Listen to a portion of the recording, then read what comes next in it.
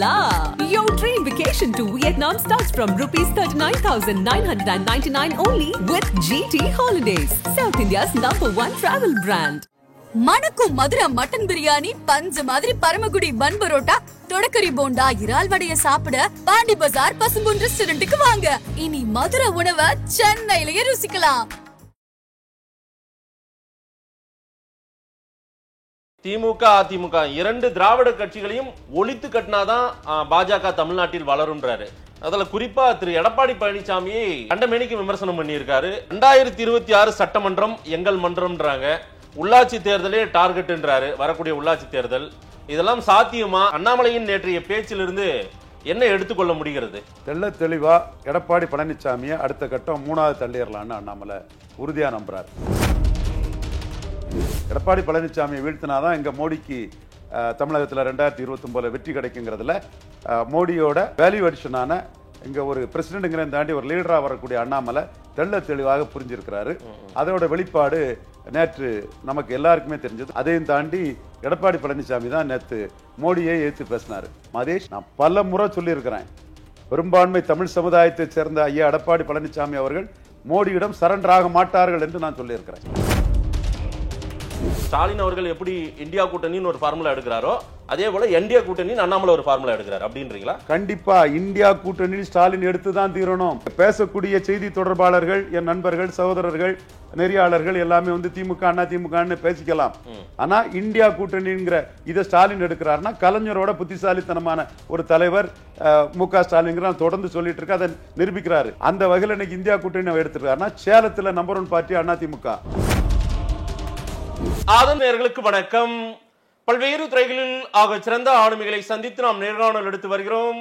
அந்த வகையில் மீண்டும் நம்மோடு இணைந்திருக்கிறார் அரசியல் திறனாய்வாளர் திரு ரவீந்திரன் துரைசாமி அவர்கள். அவரிடம் கேட்பதற்கு நிறைய இருக்கின்ற வாருங்கள், அவரிடமே கேட்போம். வணக்கம் திரு ரவீந்திரன் துரைசாமி சார். வணக்கம் மதேஷ், எப்படி இருக்கீங்க சார்? நல்லா இருக்கேன் மதேஷ் சார். இன்றைக்கு நாம் பேச இருக்கக்கூடிய மிக முக்கியமான ஒரு விவாதத்தை ஏற்படுத்தி இருக்கிறார் திரு அண்ணாமலை அவர்கள்.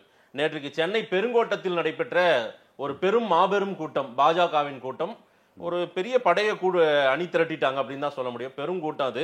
அந்த கூட்டத்துக்கு மத்தியிலேயே அண்ணாமலை கடும் ஆவேசமாக, வழக்கத்தை விட ரொம்பவும் ஆவேசமாக பேசியிருக்கிறார். அதுல எதிரி யாருன்றதை தீர்மானிச்சார் சார். 2 பேருமே எதிரி. திமுக அதிமுக இரண்டு திராவிட கட்சிகளையும் ஒழித்து கட்டினாதான் பாஜக தமிழ்நாட்டில் வளரும்ன்றாரு. அதுல குறிப்பா திரு எடப்பாடி பழனிசாமியை கண்டமேனிக்கு விமர்சனம் பண்ணியிருக்காரு. சில வார்த்தைகள்லாம் அது பேச முடியாத வார்த்தைகளா, சில தவிர்க்க வேண்டிய வார்த்தைகள் அப்படின்னு கூட தமிழிசை சவுந்தரராஜன் இன்னைக்கு பேட்டி கொடுத்திருக்காங்க. அதை பற்றியெல்லாம் நான் கேட்கணும்னு நினைக்கிறேன். முதல்ல 2026 சட்டமன்றம் எங்கள் மன்றம்ன்றாங்க. உள்ளாட்சி தேர்தலே டார்கெட்ன்றாரு. வரக்கூடிய உள்ளாட்சி தேர்தல் இதெல்லாம் சாத்தியமா? அண்ணாமலையின் நேற்றைய பேச்சிலிருந்து என்ன எடுத்துக்கொள்ள முடிகிறது? தெள்ள தெளிவா எடப்பாடி பழனிசாமியை அடுத்த கட்டம் 3வது தள்ளிடலான்னு அண்ணாமலை உறுதியா நம்புறாரு. அந்த நம்பிக்கையின் அடிப்படையில் எடப்பாடியை 4வது கூட அந்த வார்த்தையை சொல்றாரு. சீமானுக்கு ஒரு முக்கியத்துவத்தை கொடுத்து தான் அண்ணாமலை பேசுறாரு. ஸோ எடப்பாடி ஐடென்டிஃபை த எனிமின்னு அம்பேத்கர் சொல்வார். எடப்பாடி பழனிசாமியை வீழ்த்தினாதான் இங்க மோடிக்கு தமிழகத்தில் 2029 வெற்றி கிடைக்குங்கிறதுல மோடியோட வேல்யூ அடிஷனான இங்க ஒரு பிரசிடென்ட்ங்கிற தாண்டி ஒரு லீடரா வரக்கூடிய அண்ணாமலை தெள்ள தெளிவாக புரிஞ்சிருக்கிறாரு.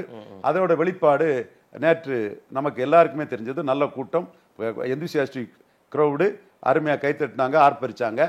அதையும் தாண்டி எடப்பாடி பழனிசாமி தான் நேற்று மோடியை எதிர்த்து பேசினார். மதேஷ், நான் பல முறை சொல்லியிருக்கிறேன், பெரும்பான்மை தமிழ் சமுதாயத்தை சேர்ந்த ஐயா எடப்பாடி பழனிசாமி அவர்கள் மோடியிடம் சரண்டர் ஆக மாட்டார்கள் என்று நான் சொல்லியிருக்கிறேன். சரி, நீங்க இது எடப்பாடிக்கு ஆதரவாளர்களே சில முட்டா பீசுங்க, மற்றவங்க சொல்றத வச்சுக்கிட்டு நான் சொன்னதாட்டே முழுமையா தெரியாம பேசுறான். நான் ஐயா எடப்பாடி பழனிசாமிக்கு மெரிட்ட சொல்லிட்டு தான் அவரை இழுத்து போட நிற்பேன். அந்த வகையில் அவர் மோடிகிட்ட சரண்டர் ஆக மாட்டாருங்கிறத தெள்ள தெளிவாக நேற்று 50 லட்சம் கடன் மோடி வரும்போது இப்போ 1.5 லட்சம் கடமா ஏதோ புள்ளி வரங்களான்னு சொல்லி மோடி சரியா ஆட்சி செய்யலைங்கிற ஒரு குற்றச்சாட்டை நேற்று கூறியிருந்தாரு. நான் மோடி எதிர்ப்பாரு அவருங்கிறத நான் ஏற்கனவே நான் சொல்லியிருக்கிறேன். அப்போ அந்த இதை அவர் பண்ணியிருக்கிறாரு. அப்போ மோடியை எதிர்க்கும் போது நீங்க இன்னைக்கு மட்டும் இல்ல 2019 மோடி பிரதமரா வரமாட்டாருங்கிற ஒரு எண்ணத்துல இருந்தீங்கிறதெல்லாம் சேலஞ்ச் பண்ணி அண்ணாமலை அந்த மெயின் பாயிண்ட் அடிச்சுக்கிட்டு அடுத்த பாயிண்ட் அடிச்சு தூக்குறாரு. 2019 யார் தலைவர்? பிஜேபிக்கு யார் தலைவர்? அவர் சொன்ன விஷயம் என்னன்னா, இல்ல சார், 2019 பிஜேபி தலைவர் யாரு? அது மேட்டர் இல்ல. அன்னைக்கு தலைவர் வேற ஒரு பர்சன், சரிங்களா? அன்னைக்கு அவர் சொன்னதா இவர் மறுத்ததாக இவர் சொல்றாரு. இந்த ஸ்டேட்மெண்ட் எவ்வளவு உண்மை தன்மைன்றது எடப்பாடி தான் சொல்லணும். வெளிப்படையா அண்ணாமலை தெளிவா சொல்றாரு, மோடி 19 வரமாட்டாருன்னு எடப்பாடி ஒரு எண்ணம். 21 எப்படி கூட்டணி வச்சாரு இங்க தமிழ்நாட்டுல? என்ன கூட்டணி வச்சாரு? டேக் இட் ஆர் லீவ் இட்னு 20 சீட்டு தான் கொடுத்தாரு அவர். அதுலயும் இப்ப எம்எல்ஏக்கள் போயிருக்குல்ல, பிஜேபி எம்எல்ஏக்கள் போயிருக்காங்கல்ல. எடப்பாடி எதிர்கட்சி தலைவராக இருக்காருல்ல. இல்ல சார், மோடி வரமாட்டார் மீண்டும் அப்படின்னு 2019 சொன்ன எடப்பாடி 21 எப்படி பிஜேபியோட அலைன்ஸ் வச்சாருன்னு நான் கேக்குறேன். எந்த புள்ளியில வச்சாரு? 19 கான்பிடன்ட் இருந்திருந்தா அவர் கூட்டணியே வச்சிருக்க மாட்டார்ல. 19 கூட்டணியில தான் இருந்தாரு. 19 கூட்டணியில தான் இருந்தாரு. 5 சீட்டு கொடுத்தாரு. சரி, இப்போ என்னன்னா இங்க விட்டு வெளியே போனதும் இங்க தேமுதிக அங்க வந்தா எடப்பாடியும் தேமுதிக உள்ளிட்ட என்டியும் 50-50ங்கிற அளவுல வந்துட்டாரு. கதை கந்தலானது அந்த இடம் தான். பிஜேபிக்கு ஓட்ட அனுபவிச்சுட்டு இருந்தாரு 20 சீட்டு 5 சீட்டு கொடுத்து. இப்போ வெளியே வந்து அண்ணாமலை நிரூபிச்சுட்டாரு, எடப்பாடி வந்து வன்னியர் பெல்ட் தவிர எல்லா இடத்துலயும் என்டிஏக்கு கீழன்னு நிரூபணம் ஆயிட்டு. ஆதாரம் சொல்லட்டா? கேக்குறீங்களா? சொல்லுங்க. யாரும் ஊடகத்துல சொல்லாத ஆதாரங்கள், யாரும் சொல்லாது, சும்மா திராவிடம் அது இதுன்னு ஏதோ திராவிடத்தை காக்க வந்த மாதேஷ் மாதிரி பேசிட்டு இருப்பேன் நீங்க. சரி, திராவிடங்கிற ஒரு பேர் தான். நான் எங்களுக்கும் தந்தை பெரியார்னு சொல்லக்கூடியவங்க தான் நாங்க. எங்களுக்கும் தெரியும் எல்லாம் என்ன திராவிடம் என்ன டக்கால்ட்டி எல்லாம். தந்தை பெரியார் கிட்ட வந்து காமராஜ் போய் கேட்டாரு. நான் அந்த வார்த்தையை அப்படியே சொல்றேன், கிட்ட இருந்து கேட்டவரை. அது கொஞ்சம் இதான வார்த்தை தான். என்ன சொல்றேன், முண்டச்சி ஒரு பாப்பான போட்டிருக்கா, நான் ஒரு நம்ம ரெட்டியை போட்டிருக்கேன், கங்கை கொண்டான் கடாரம் வண்டான்னு சொல்லுவானுங்களே, என்ன செய்யறாங்கன்னு கேட்டு சொல்லுங்கன்னு பெரியார் வந்து காமராஜ் கேட்டாரு. பெரியார் வந்து நான் பாக்குறேன்னு சொல்றேன்னு சொன்னாப்புல. ஆனா கலைஞர் வந்து இந்திரா காந்தியையும் விவி கிரியன் தான் ஆதரிச்சார். காரணம், இந்திரா காந்தி அம்மையார் பிரைம் மினிஸ்டர் ஆஃப் இந்தியா நேரில் வந்து மடிப்பிச்சை கேட்ட மாதிரி, நீங்க இல்லைன்னா நான் பிரதமர் போஸ்டே வாழ முடியாது, என்னோட பிரதமரை காப்பாற்ற வேண்டியது நீங்கன்னு கலைஞர் கையை பிடிச்சி அவர் வீட்டில் வந்து கெஞ்சின ஒரு சூழ்நிலையில ஆதரிச்சாங்க. அப்போ மெட்டீரியல் பொலிட்டிக்ஸ் தான் இங்க மெயின். புரியுதா? அப்போ இங்க அரசியல ஜெயிக்கிறதா இங்க மெயின். நீங்க திராவிடத்தை காப்பதுக்குன்னு நீங்கன்னா அன்னைக்கு கலைஞரை திராவிடத்தை காப்பாத்தல. ஆனா இந்தியாவில் பெரிய அளவில் உயர்ந்தாரு. இந்திரா காந்திக்கு லைஃப் விழ வேண்டிய இந்திரா காந்தியை வாழ வச்ச ஒரு கலைஞருங்கிற பேர் எடுத்தாரு. ஸோ இங்க மெட்டீரியல் பொலிட்டிக்ஸ் தான். அதை நீங்க புரிஞ்சுட்டு முதல்ல பேசணும். நான் ஒவ்வொன்றையும் அடுக்கட்டா? சொல்லுங்க. எச் ராஜாவை விடவா சார் வீரியமா பேச முடியுமா? திராவிடத்தை வேறறுப்போம், திராவிடத்தை அடியோடு ஒழிப்போம். போய் கேளுங்க. நான் கேட்டு அண்ணாமலை சொல்றது எப்படி சாதிக்க முடியும்? நான் அதைத்தான் அடிச்சு இருந்துட்டு மெட்டீரியல் பொலிட்டிக்ஸ் தான் வரேன். ரைட். பட் நீங்க கொள்கையை நீங்க அழுத்தமா சொன்னீங்கல்ல, திராவிடம். எங்க பெரியார் கங்கை கொண்டான் கடாரம் வேண்டான்னு சொன்னானே, நான் ஒரு ரெட்டியை போட்டிருக்கேன், டேஷ் ஒரு டேஷை போட்டிருக்கா, என்ன சொல்றான்னு கேட்டு சொல்லுங்கன்னு காமராஜ் சொன்னாருன்னா அது என்னது? அது அப்போ புரியலையா உங்களுக்கு? இன்னும் விடுங்க. Deep south Nadar area Edappadi deposit இழப்பாருன்னு தேர்தலுக்கு முன்னாடியே சொன்னா இல்லையா? நாங்க களத்துல இருக்கோம்னு சொன்னா இல்லையா? கன்னியாகுமரியில 4%, திருநெல்வேலியில் 8%, தூத்துக்குடியில நாடார் ஏரியாவில் கீழே தெலுங்கு தாய்மொழி மக்கள் வாழக்கூடிய விளாத்திக்குளம் ஒட்டாள்புரம் கோயில்பட்டியில தேமுதிகவால தாக்கு பிடிச்சி ரெட்டை இலக்கத்துக்கு வந்திருக்காங்க. தென்காசியில கிருஷ்ணசாமிக்கு பாதி ஓட்டு, மீதி சிறுலிபுத்தூர் ராஜபாளையம் இது வைகோக்க ஒரு சங்கரங்கோயில் இங்க உள்ள தெலுங்கு தாய்மொழி மக்கள் தேமுதிக விஜயாந்த் சிம்பதியில வந்த ஓட்டு. இந்த 4 நாடார் கணிசமா உள்ள இடங்கள். 3ல கணிசம், தென்காசியில சிங்கிள் லார்ஜஸ்ட் சொல்ல முடியாது, கணிசமா இருக்கிறாங்க. 3ல சிங்கிள் லார்ஜஸ்ட் தான். அந்த பகுதியில் 3லயும் வந்து 3ல டெபாசிட் போயிட்டு 1ல கிருஷ்ணசாமிக்கு ஓட்டால டெபாசிட் எடுத்தாரு. இந்த இடத்துக்குள்ள என்டிஏ தெள்ள தெளிவா சிம்பிளா வந்து எடப்பாடி முடிஞ்சாண்டே எடப்பாடி பழனிசாமி என்னமே எழும்ப முடியாதுடேன்னு என்னோட நார்வேல கோபாலுங்கிற ஒரு பொது ட்ரெண்டை பார்த்து சொல்லக்கூடியவர் நேற்று நான் பேசும்போது சொன்னார். நான் உடனே சொன்னேன், இல்ல தலைவரை அது வன்னியர் பெல்ட்ல இன்னும் நிப்பாப்புலன்னு நான் சொன்னேன். நான் உடனே கண்ண மூடி சொல்ல மாட்டேன். அப்ப நாடார் பெல்ட் அவுட் சுத்தம், எந்த காலம் கொண்டும் என்ன எமர்ஜ் ஆக முடியாது, எழும்ப முடியாது, படுத்தது தான். அடுத்து முக்குலத்தோர் பெல்ட் வாங்க. முக்குலத்தோர் பெல்ட்ல விருதுநகர் வந்து தெலுங்கு தாய்மொழி நாயுடு சமூக மக்கள் கணிசமா இருக்காங்க. முக்குலத்தோர், அதுபோல தேவேந்திர குல வேளாளர், நாடார் கூடிய இடம். விஜய் பிரபாஸ் சிம்பதி தாங்க ஏறிச்சே தவிர தேமுதிக இல்லைன்னா அங்க ஒரு 8% வாக்கு தான் எடுத்திருக்காரு. நான் மறுக்கல. இன்னைக்கும் தேமுதிக பிரேமலதா அம்மையார் நாங்க அதிமுக கூட்டணியில் இருக்குன்னு சொல்லியிருக்காங்க. ஆனா பட்ஜெட் விவகாரத்தில் மாறியாச்சு. பட்ஜெட் விவகாரத்தில் அவர் மோடி எதிர்ப்புல நிற்கிறார். மோடி எதிர்ப்புல உறுதியா நிற்பாரு, பெரும்பான்மை தமிழ் சமுதாயத்தை சேர்ந்தவர்னு நான் சொன்னதை நிரூபிக்கிறாரா இல்லையா? சரி. ஆனா பிரேமலதா அம்மையார் வந்து ப்ரோ மோடி ஆட்டு வந்து பட்ஜெட்ல அறிக்கை விட்டாங்க. ஆனா இன்னைக்கு என்ன சொல்றாங்கன்னா, அதிமுக கூட்டணியில் இருக்கதான் சொல்றாங்க. அவங்க கழிஞ்ச முறை என்டிஏ காட்டி பேரம் பேசி 5 சீட் வாங்கினாங்க. இந்த தடவை என்டிஏ காட்டி பேரம் பேசுறாங்களா, அதிமுக காட்டி பேரம் பேசி என்டிஏக்கு வராங்களாங்கிறது தேர்தல் முடிவில் தான் தெரியும். அந்த தென் மாவட்டங்களில் ராமநாதபுரத்தில் 9%. அப்போ எடப்பாடி பழனிசாமிக்கு ரெட்டலையே 9%க்கு பலாப்பழம் தள்ளிட்டு, தாமரைன்னா இன்னும் கீழே தள்ளி இருக்கும். அதுதான் இன்னைக்கு ட்ரெண்டு. குக்கர் 13%க்கு தள்ளிட்டு. அப்போ தென் மாவட்ட பொசிஷன்ல சிவகங்கை மட்டும்தான் அவங்க 20-21% வாக்கு எடுத்திருக்கிறாங்க. மற்ற இடங்கள்ல அண்ணாமலையோட என்டிஏ மேல நிக்குது. என்டிஏ அண்ணாமலை இன்டாக்டா வச்சிருக்கிறாரு. சென்னையில எடுத்துக்கிட்டீங்கன்னா தென் சென்னை, மத்திய சென்னை பிராமணர்கள் 10% எடப்பாடி இரட்டை வேடம் போடுறான்னு சொல்லும் போது ஆனஸ்ட் எனிமி மு.க. ஸ்டாலின் 10% கிடையாது, நீ வாங்கி அடிச்சுட்டாப்புல, எடப்பாடி டிஸ்ஆனஸ்ட் ஃப்ரெண்டு அப்படின்னு பிராமண சமுதாயம் இன்னைக்கு முழுமையா எடப்பாடியோட இரட்டை வேஷத்தை தெள்ள தெளிவா சொல்றாங்க. அஸ்வத்தாமன் ஒரு வன்னியகுல சத்திரியர் சமூக நண்பர் தான் இந்த 10%க்காக கட்சியோட கொள்கை அடிப்படையில் கோர்ட்டை அணுகினவர். அதையும் நம்ம பாஜக காரதாங்கிறது நம்ம பதிவு செய்ய வேண்டிய ஒரு சூழல் இருக்குது. மத்திய சென்னை புறமொழியாளர்கள் அப்படியே பிஜேபி சைடு வந்துட்டாங்க. அடுத்துதான் மெயின் ஏரியா கொங்கு ஏரியாவில் தான் கோயம்புத்தூர் அண்ணாமலை ஏறி வந்துட்டாரு. வேலுமணியால தாக்கு பிடிக்க முடியல. இங்க எல் முருகன் அவர் நீலகிரியில் ஏறிட்டாரு. அப்போ இதுல கொங்கு வேளாளர் மத்தியில அண்ணாமலை இன்ரோட் பண்ணிட்டாரு.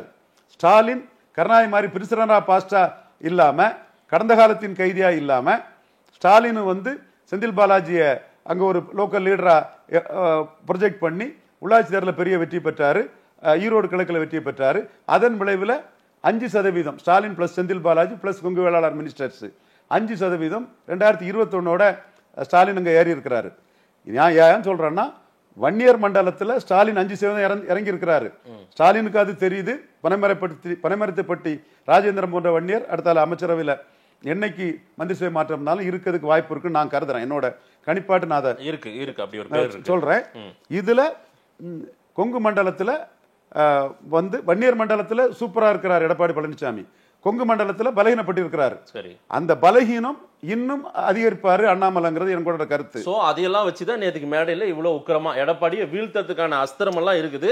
நமக்கு எல்லாமே கிளியரா டேட்டா இருக்கு. ரவீந்திரன் துரைசாமி போன்றவர்கள் சொல்றாங்க. ஆமா, நான் சொன்னதுதான் சரி, ஓகே. ஆனா எண்ட் ரிசல்ட் என்ன? பிஜேபி இண்டிவிஜுவலா எவ்வளவு? 11%, 10, 11, 18% எடுத்த என்டிஏ வேணா சார். BJP individual 11.4. அதிமுக எவ்வளவு சார்? அதிமுக 20.4. நீங்க ஓவரால் அணி 23, அதிமுக 20.4. 11 பாயிண்ட் சம்திங் எங்க இருக்குது? 20 எங்க இருக்குது? அதான் மாதேஷ், தமிழ் எப்படி எட்டி பிடிக்க முடியும்? எப்படி வீழ்த்த முடியும்? இந்த இடம் தான் வர அண்ணாமலை ரொம்ப அவசரப்படுறாரு. எங்க எந்த அடிப்படையில இந்த சாத்தியப்படுத்த முடியும்? அது உள்ளாட்சி தேர்தலே சொல்றாரு சார். அதான் என்டிஏங்கிறதுல என்டிஏ இன்டாக்டா இருக்குது. ஓகே, அது என்டிஏ இன்டாக்டா நின்னு விக்கிரவாண்டி இடைத்தேர்தலை சந்திச்சாங்க. என்டிஏல எடப்பாடிய திமுக பி டீம்னு சொன்னாரு அண்ணாமலை. தமிழிசை லெஸ் இம்பார்ட்டா இருக்கிறீங்க, இதெல்லாம் பார்த்துக்கிட்டு பேசணும் நீங்க. தமிழிசை அம்மையார் திமுக பி டீம்னு அதிமுகவை அண்ணாமலை சொன்னாரு. புரியுதுங்களா? சொல்லிட்டு அங்க ஃபைட் இந்தியா கூட்டணிக்கு என்டிஏக்கு தான் உருவாக்குனாரு. அதாவது ஸ்டாலின் அவர்கள் எப்படி இந்தியா கூட்டணின்னு ஒரு ஃபார்முலா எடுக்கிறாரோ அதே போல என்டிஏ கூட்டணி அண்ணாமலை ஒரு ஃபார்முலா எடுக்கிறார் அப்படின்றீங்களா? கண்டிப்பா இந்தியா கூட்டணி ஸ்டாலின் எடுத்துதான் தீரணும். இங்க பேசக்கூடிய செய்தி தொடர்பாளர்கள், என் நண்பர்கள், சகோதரர்கள், நெறியாளர்கள் எல்லாமே திமுக அண்ணா திமுகன்னு பேசிக்கலாம். ஆனா இந்தியா கூட்டணிங்கிற இதை ஸ்டாலின் எடுக்கிறாருன்னா கலைஞரோட புத்திசாலித்தனமான ஒரு தலைவர் மு.க. ஸ்டாலின் தொடர்ந்து சொல்லிட்டு இருக்க, அதை நிரூபிக்கிறாரு.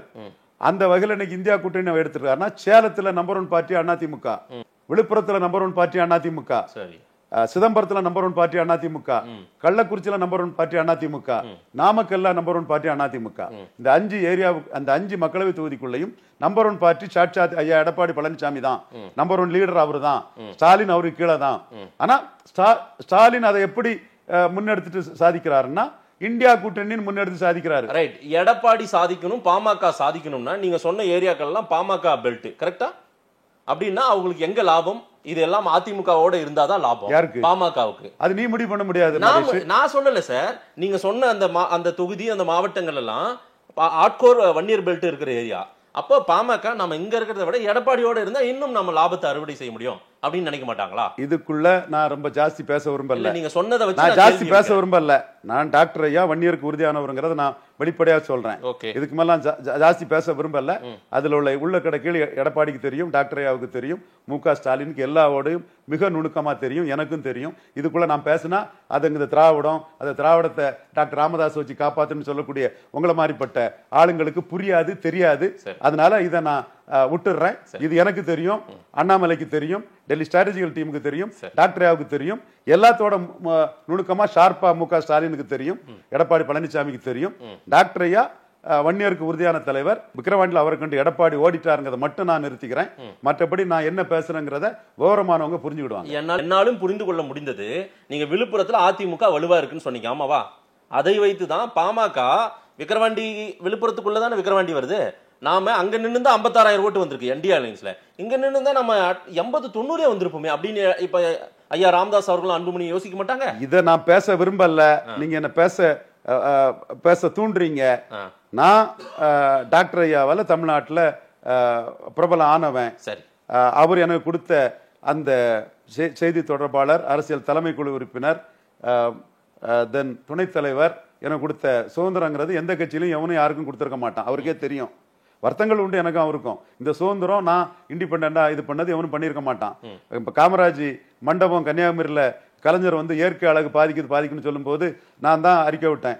என்னப்பா இயற்கை அழகு பாதிக்கணும்னா மற்றவங்களுக்கு இல்லையான்னு நான் கேட்கும் போது உடனே அது வந்ததுன்னா டாக்டர் ஐயா பேர்ல வந்த அந்த அறிக்கை தான் காரணம். மெர்கண்டைல் பேங்க் அந்த இதுல என்கிட்ட சொன்னது அறிக்கையா நம்ம அறிக்கையா இருக்கணும் ரவினாரு. அந்த மெர்கண்டைல் பேங்க் நாடார் சமூகத்துக்கு வர்றதுக்குன்னா டாக்டர் ஐயாவோட இதுதான் காரணம்.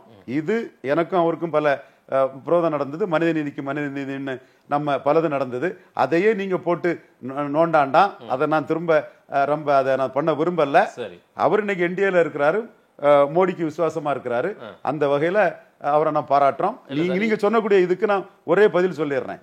பாமகவுக்கு செல்வாக்கான 60 தொகுதியில செக்மெண்ட்ல ஒரு 45 செக்மெண்ட் என்டிஏக்குள்ளனா அவர் கண்டெஸ்ட் பண்ணலாம். இதுக்கு மேல அவர் முடிவு பண்ணிட்டு 26ல தெரியும், 24லயும் அவர் என்டிஏக்குள்ளதான் நிற்பார். நான் சொன்னதான் கரெக்ட் ஆயிட்டு.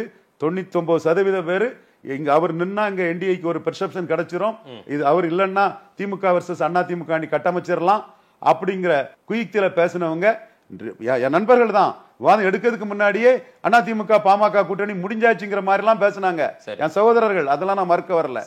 அந்த மாதிரி ஒரு எண்ண ஓட்டம், கருத்து ஓட்டத்துல இன்னைக்கு அண்ணாமலை ஜெயித்துருவாரு, அடிச்சு ஏறிடுவாருங்கிறதுனால பெர்செப்ஷன் வைஸ் அண்ணாமலை கீழே போகணும்னு அதிமுக பாமக கூட்டணின்னு ஒன்னு நீங்கள் இப்பவே பேசுறீங்க. நான் மீண்டும் சொல்றேன், டாக்டர் ஐயா இந்தியால தான் இருப்பாருன்னு உறுதியா நம்புறேன். இதுக்கு மேல இதை நான் ரொம்ப பேச விரும்பல. பார்க்கலாம் சார், நிறைய விஷயங்கள் நீங்க சொல்லியிருக்கீங்க. மக்கள் என்ன சொல்றான்னு பார்க்கலாம். நேரம் கொடுத்து பேசியமைக்கு நன்றி திரு ரவீந்திரன் துரைசாமி. நன்றி மாதேஷ்.